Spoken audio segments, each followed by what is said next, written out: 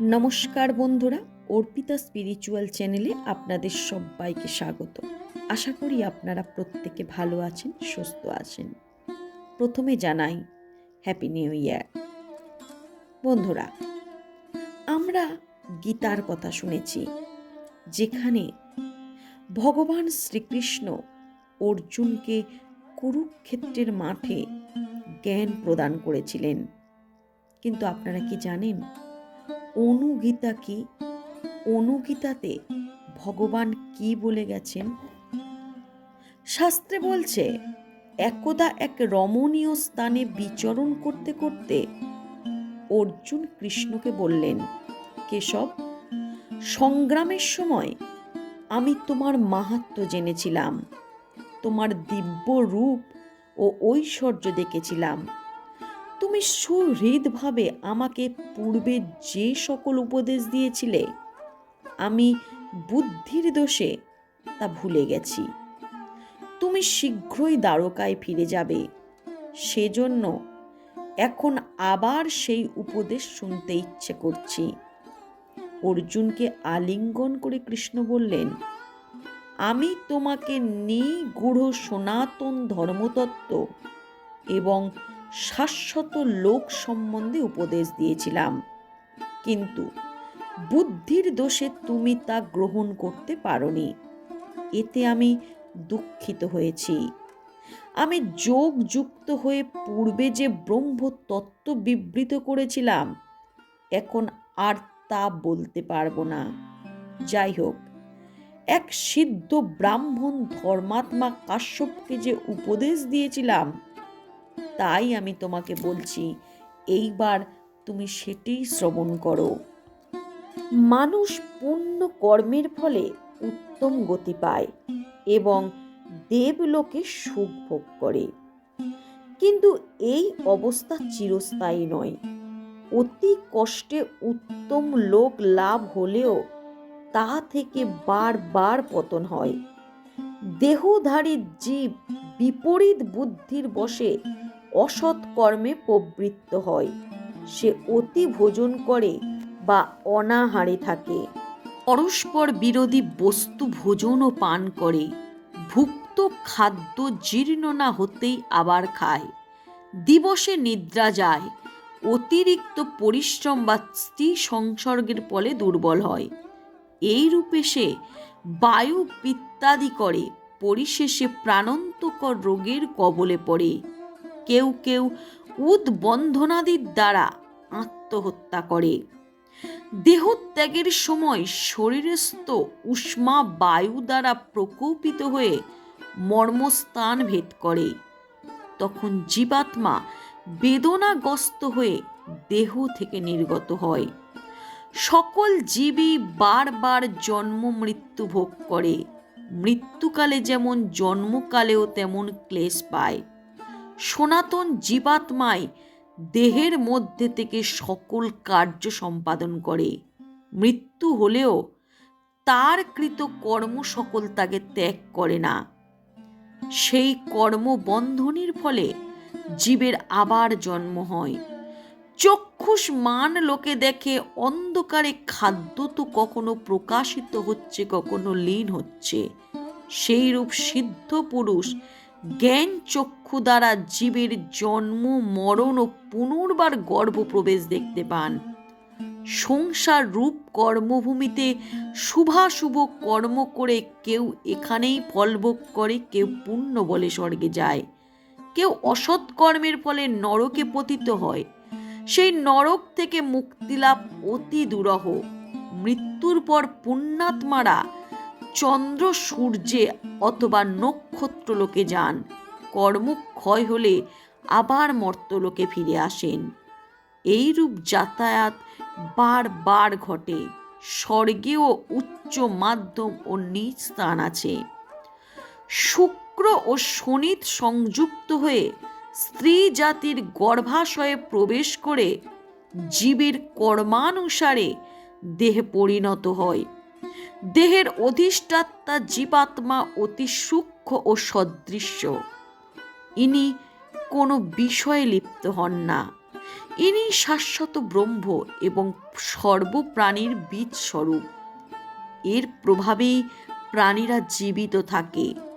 বহ্নি যেমন অনুপ্রবিষ্ট হয়ে লৌহপিণ্ডকে তাপিত করে, সেইরূপ জীবাত্মার দেহকে সচেতন করে। দীপ যেমন গৃহকে প্রকাশিত করে, সেইরূপ চেতনা শরীরকে সংবেদনশীল করে তোলে।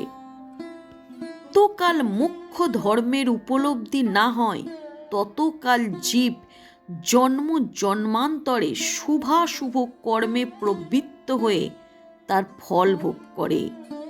দান, ব্রত, ব্রহ্মচর্য, বেদাভ্যাস, প্রশান্ততা, অনুকম্পা, সংযম, অহিংসা, পরধনে অলোভ, মনে মনেও প্রাণীগণের অহিত না করা, পিতামাতার সেবা, গুরু দেবতা ও অতিথির পূজা, সুচিত্রা, ইন্দ্রিয় সংযম এবং শুভজনক কর্মের অনুষ্ঠান, সাধুদের এই সকল স্বভাব সিদ্ধ। এইরূপ সদাচারেই ধর্ম বর্ধিত হয় এবং প্রজা চিরকাল পালিত হয়। সদাচার পরায়ণ সাধু অপেক্ষা যোগী শ্রেষ্ঠ। তিনি শীঘ্র মুক্তি লাভ করেন।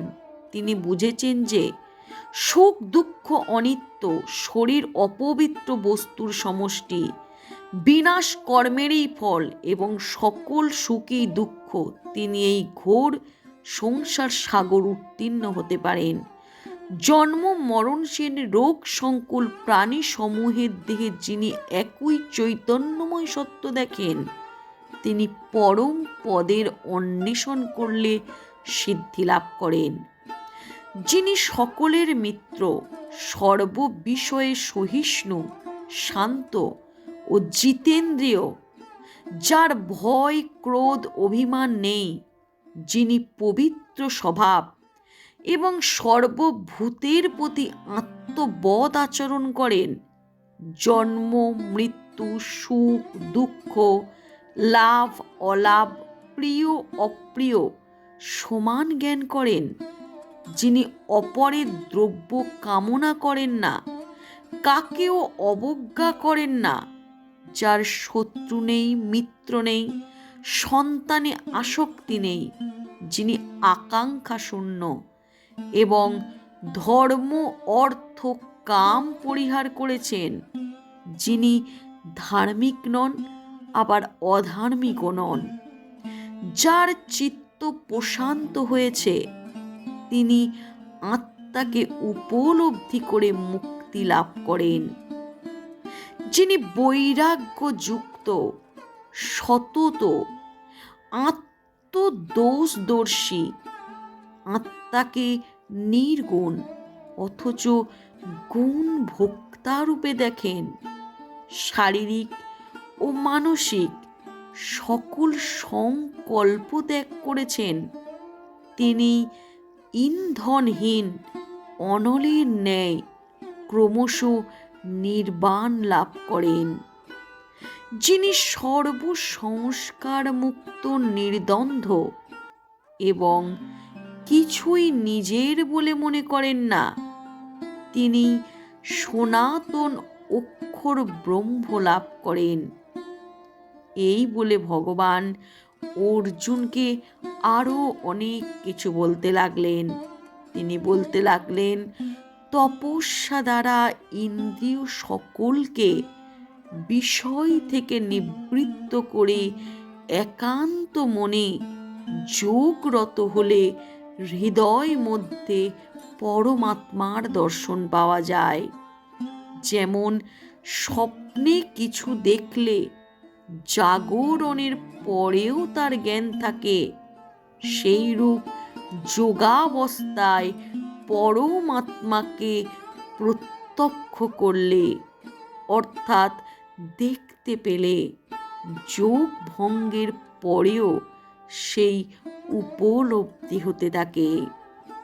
এই কথা শ্রবণ করার পর অর্জুনের চোখ দিয়ে অশ্রু বার হতে লাগলো। তিনি ভগবানকে বললেন, হে কেশব, তুমি আমাকে আরো অনেক কিছুর জ্ঞান দাও, যে জ্ঞান গ্রহণ করে আমার এই জীবন ধন্য হয়ে যাবে। তখন ভগবান আবার বলতে শুরু করলেন, তারপর কৃষ্ণ বিবিধ উপাখ্যানের প্রসঙ্গে সবিস্তারে অধ্যাত্ম তত্ত্ব বিবৃত করলেন। পরিশেষে তিনি বললেন, ধনঞ্জয়, তোমার প্রীতির জন্য এই সকল নিগূঢ় বিষয় বললাম। তুমি আমার উপদিষ্ট ধর্ম আচরণ করো, তাহলে সকল পাপ থেকে মুক্তি লাভ করে মোক্ষ লাভ হবে। তুমি সর্বশ্রেষ্ঠ হবে, জ্ঞানী হবে। হে ভরত শ্রেষ্ঠ, আমি বহুকাল আমার পিতাকে দেখিনি, এখন আমার তার কাছে যেতে ইচ্ছে করছে। অর্জুন বললেন, কৃষ্ণ, এখন হস্তিনাপুর চলো। রাজা যুধিষ্ঠিরের অনুমতি নিয়ে তবেই তুমি দ্বারকায় যেও, আর মাতা কুন্তির চরণ স্পর্শ করে তার আশীর্বাদ গ্রহণ করো। এই বলে ভগবান শ্রীকৃষ্ণকে নিয়ে অর্জুন চললেন হস্তিনাপুরে। এই ছিল অনুগীতা। এই গীতা জ্ঞান ভগবান শ্রীকৃষ্ণ অর্জুনকে কুরুক্ষেত্রের যুদ্ধের পরে দিয়েছিলেন। আমরা গীতাতে ভগবানের নানা কথা জেনে থাকি এবং সেই জ্ঞান আমাদের জীবনকে উজ্জীবিত করে, আমাদেরকে সঠিক পথে নিয়ে যেতে সাহায্য করে, আমাদেরকে অন্যায় থেকে দূর করে দিয়ে আমাদেরকে ন্যায়ের পথে হাঁটায়। তো বন্ধুরা, আজকের ভিডিওটি কেমন লাগলো অবশ্যই কমেন্ট করুন।